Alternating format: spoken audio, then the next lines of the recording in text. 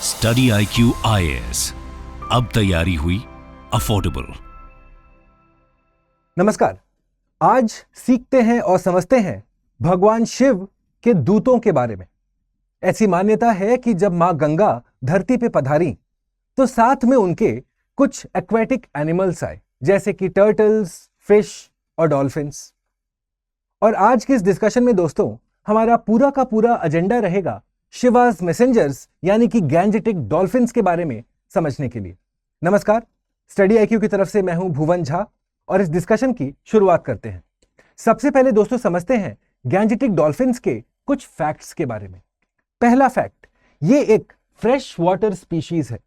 वैसे तो डॉल्फिन्स हमें सॉल्ट वाटर में भी मिलते हैं और फ्रेश वाटर में भी मिलते हैं, पर Gangetic dolphins are a fresh water species. उसके बाद आप देखेंगे it is one of the few river dolphins found in the entire world. ठीक है, फ्रेश वाटर डॉल्फिन्स काफी कम पाए जाते हैं। उनमें से सबसे इंपॉर्टेंट, सबसे पॉपुलर स्पीशीज अगर समझना चाहें तो हमारे पास भारत में है। सिमिलरली इसका डिस्ट्रीब्यूशन पे थोड़ा ध्यान दीजिएगा दोस्तों। It inhabits the Ganges, Brahmaputra, मेघना एंड कर्णफुली सांगू river system in Nepal, India and Bangladesh. एक तरीके से ऐसा समझिए कि गंगा रिवर सिस्टम और ब्रह्मपुत्र रिवर सिस्टम, इसमें इसका पूरा का पूरा डिस्ट्रीब्यूशन हुआ करता था। आज के टाइम पे लेकिन हालात थोड़े बदल गए हैं, क्योंकि पॉल्यूशन है, क्योंकि इंफ्रास्ट्रक्चरल प्रोजेक्ट्स हैं, उनके चलते इनके डिस्ट्रीब्यूशन के रेंज में काफी गिरावट हुई है। यहां तक यह माना जाता है कि अब गैंजेटिक डॉल्फिन्स हमें जिस जगह पे गंगा और गंडक मिल रहे हैं उसी जगह पे मिलता है।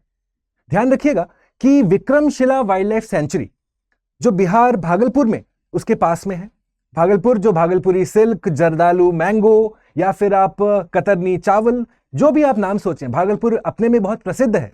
पर एक और रीजन हमें भागलपुर के बारे में क्यों जानना चाहिए, क्योंकि विक्रमशिला वाइल्ड लाइफ सेंचुरी जहां पे गैंजेटिक डॉल्फिन्स भारी मात्रा में पाए जाते हैं। चलिए आगे बढ़ते हैं। इसके कॉमन नेम पे ध्यान दीजिए दोस्तों, ब्लाइंड डॉल्फिन। अब इसको हम ब्लाइंड डॉल्फिन भला क्यों कह रहे हैं? बड़ा सिंपल सा रीजन है, because its eyes lack lens. इसके ऊपर एक लेंस नहीं रहता है।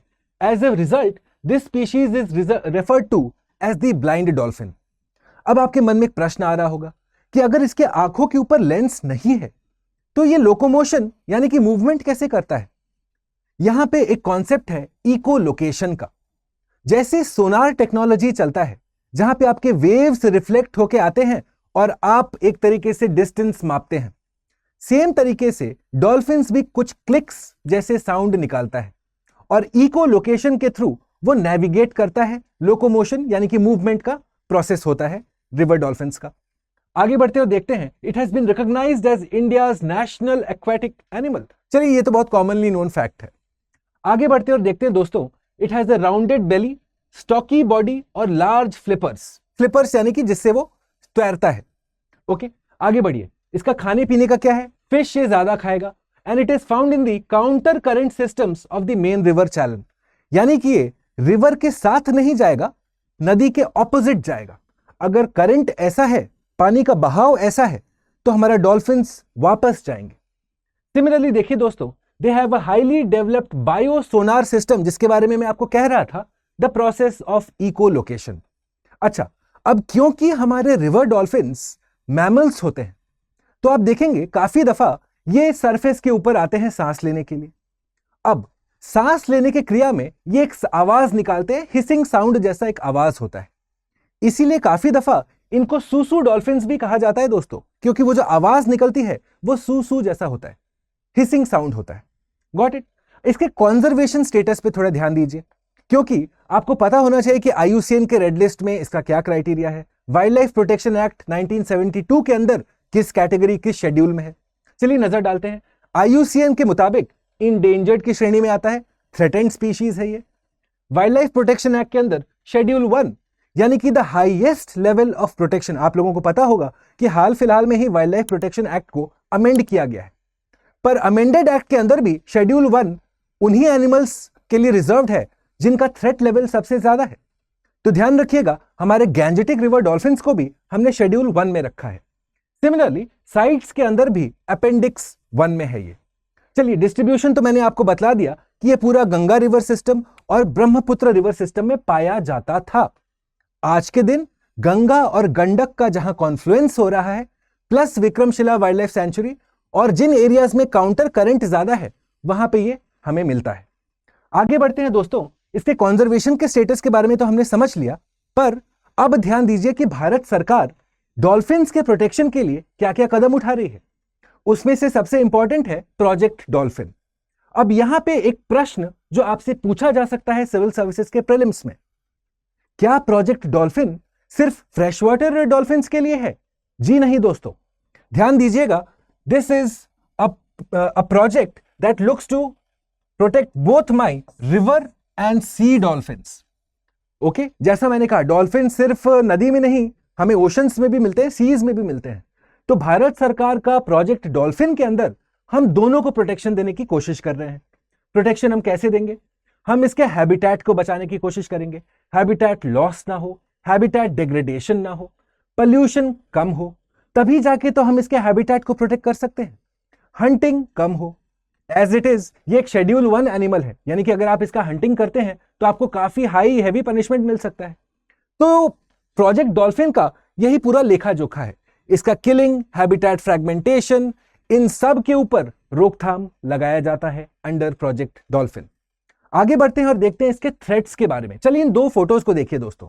पहला फोटो एक हंटिंग का सिग्निफिकेंस है, क्योंकि काफी दफा आप फिशिंग के दौरान गलती से इनको हंट कर लिया जाता था। सिमिलरली हमने देखा है कि आए दिनों बिहार में specially Vikramshila wild life sanctuary में ब्रिजेस गिरे। अब उन ब्रिज के गिरने के चलते आपके नदी के पानी में काफी मैल आया, काफी गंदगी आई, जिसके चलते ये जो गैंजेटिक डॉल्फिन है उसका हैबिटेट सीधा सीधा खराब हुआ। हैबिटेट क्या होता है? The physical location of an organism in an environment. So these are the major threats that the Gangetic dolphin faces. चलिए थोड़ा डिटेल में इसको समझते हैं दोस्तों। सबसे पहला, एक्सप्लॉयटेटिव फिशरी। ओवर फिशिंग के चलते, स्पेशली अगर हम गंगा रिवर सिस्टम और ब्रह्मपुत्र रिवर सिस्टम की बात करें, तो चलिए वहां पे आप हिल्सा पकड़ रहे हैं, डिफरेंट मछलियां पकड़, रोहू मछली पकड़ रहे हैं, पर उस पकड़ने की क्रिया में काफी दफा आप देखते थे कि गैंजेटिक डॉल्फिन्स का भी हंटिंग हो जाता था। सेकंड, हम देखेंगे नेविगेशन वेसल्स के बारे में। आप लोगों ने सुना होगा हाल फिलहाल में ही मर्चेंट वेसल गंगा विलास, जो प्रयागराज से चल के डिब्रूगढ़ तक जा रहा है। अब जैसे जैसे हमारे वाटरवेज मर्चेंट वेसल्स ट्रांसपोर्ट के लिए यूज होंगे, वैसे वैसे हमारा गैंजेटिक डॉल्फिन का इकोसिस्टम पे प्रभाव पड़ेगा। तो ये एक मेजर थ्रेट है। तीसरा मेजर थ्रेट है डायरेक्ट हंटिंग का। एक तो होता है चलिए गलती से आपने गैंजेटिक डॉल्फिन को पकड़ लिया, पर आप जानबूझ के अगर इसका हंटिंग करते हैं वो भी एक थ्रेट है। और चौथा इंपॉर्टेंट है डैम्स एंड बराजेस। आप जितना इंफ्रास्ट्रक्चर बनाएंगे रिवर के ऊपर, देखिए जब रिवर के ऊपर इंफ्रास्ट्रक्चर बनाते हैं आप नदी के ऊपर, तो क्या क्या प्रॉब्लम्स हो सकती हैं। आप सेडिमेंट का जो पूरा कॉन्सेंट्रेशन है उसको चेंज करेंगे। बाई चांस अगर वो ब्रिज या इंफ्रास्ट्रक्चर जो आपने क्रिएट किया वो गिर गया, तो सारा कंक्रीट, सारा सीमेंट, सारा बालू अब उस रिवर चैनल पे है, यानी कि मेरा डॉल्फिन का जो घर है, जो हैबिटेट है, वो अफेक्ट हो रहा है। तो इसीलिए ये मेजर चैलेंजेस हैं हमारे रिवर डॉल्फिन के प्रोटेक्शन के लिए। अब मुद्दा उठता है कि इसके प्रोटेक्शन के लिए और क्या कदम उठाए गए हैं।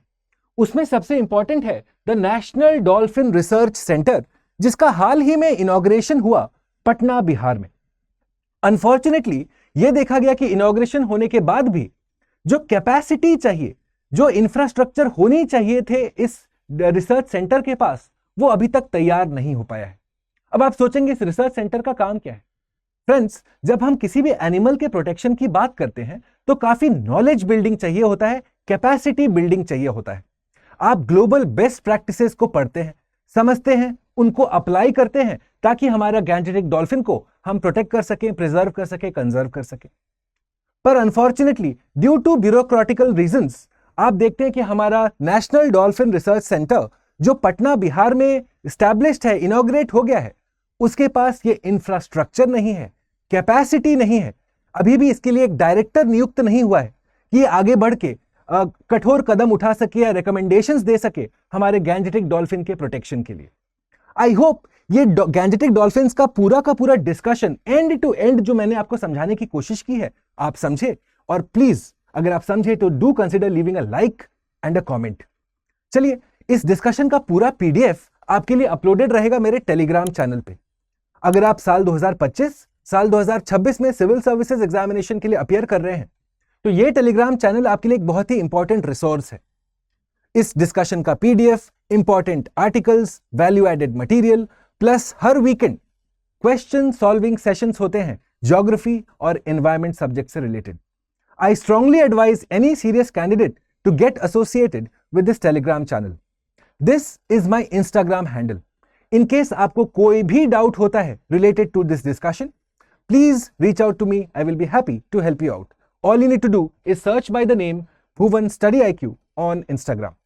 जाने से पहले जल्दी से याद दिला दूं दोस्तों कि स्टडी IQ का UPSC SIP success in prelims plus programme, जहां पे हम आपको प्रीलिम्स ओरिएंटेड पढ़ाई, एक तरीके से क्रैश कोर्स कराते हैं प्रीलिम्स का, उसका अगला बैच अब बहुत जल्द शुरू होने वाला है। ध्यान रखिएगा, स्टडी IQ का विंटर कार्निवल सेल भी चल रहा है, जिसके अंतर्गत आप इस पूरे कोर्स के साथ जुड़ सकते हैं at the maximum discount provided you use the code BALIVE। ध्यान दीजिएगा दोस्तों कि प्रीलिम्स क्लियर करने का बस एक ही तरीका है। पहला, आप बेसिक्स और एडवांस लेवल दोनों को पढ़ें, साथ में करंट अफेयर्स को इंटीग्रेट करें और side by side question solving ability पे फोकस करें, जिसके लिए आप जब SIP प्रोग्राम के साथ जुड़ते हैं स्टडी IQ के, हर क्लास के बाद आपको 50 MCQs, टॉपिकल MCQs दिए जाते हैं, ताकि ना सिर्फ आप ज्ञान पे काम कर सकें पर साथ में क्वेश्चन सॉल्विंग एबिलिटी पे भी काम कर सके। ध्यान रखिएगा कि आपको क्वेश्चन सॉल्विंग एबिलिटी अगर आप पीछे रखते हैं तो जो 2 घंटे में 100 MCQ लगाने का एक स्किल है वो आप डेवलप नहीं कर पाएंगे। तो दोस्तों, कभी भी प्रश्न सॉल्व करने से, क्वेश्चंस लगाने से कतराइएगा मत। And that my friends is the entire focus of the success in prelims plus programme launched by study IQ। इसके अंदर मैं ज्योग्राफी और एनवायरमेंट के क्लासेस के लिए रिस्पॉन्सिबल रहूंगा। ध्यान रखिएगा कि UPSC 2026 के स्टूडेंट्स, आपके लिए पहला geography optional batch, yes the first batch for UPSC 2026 students, अब शुरू होने वाला है 20 दिसंबर 2024 से, जिसके अंतर्गत हम पूरा का पूरा फोकस रखते हैं 2 चीजों के ऊपर। पहला, कॉन्सेप्चुअल क्लैरिटी। जब तक कॉन्सेप्ट्स क्लियर नहीं होंगे आपके, तब तक ज्योग्राफी कठिन है। और दूसरा, active note making in the class, क्योंकि नोट मेकिंग के बगैर कोई भी ऑप्शनल पढ़ना व्यर्थ है। हर ऑप्शनल का सिलेबस वास्ट है। जब तक आप अपने नोट्स नहीं बनाएंगे और उस नोट्स में ना सिर्फ करंट अफेयर्स पर स्टैटिक को भी इंक्लूड करेंगे, तभी जाके आप कंप्लीटली एक मेंस रेडी कैंडिडेट कहलाएंगे। तो इस विंटर सेल का फायदा उठाइए स्टडी IQ का। आज ही जाइए स्टडी IQ के वेबसाइट या ऐप और यूज करिए कोड BALIVE। क्लासेस डेली होती हैं 1 बजे से लेकर 4 बजे तक। अगर आपको कोई भी डाउट है साइन अप के दौरान तो प्लीज मेरे इंस्टाग्राम हैंडल भुवन स्टडी IQ पे जरूर जुड़िएगा। ध्यान रखिएगा कि जब आप ज्योग्राफी ऑप्शनल बैच के साथ जुड़ते हैं तो आपको NCERTs और test series free of cost मिलती हैं, provided you use the code BALIVE। Once again, I hope you understood this discussion, enjoyed the discussion and learnt a lot from this discussion. I shall see you very soon with my next presentation. Till then, namaskar. Thanks for watching. Study IQ IAS, अब तैयारी हुई affordable.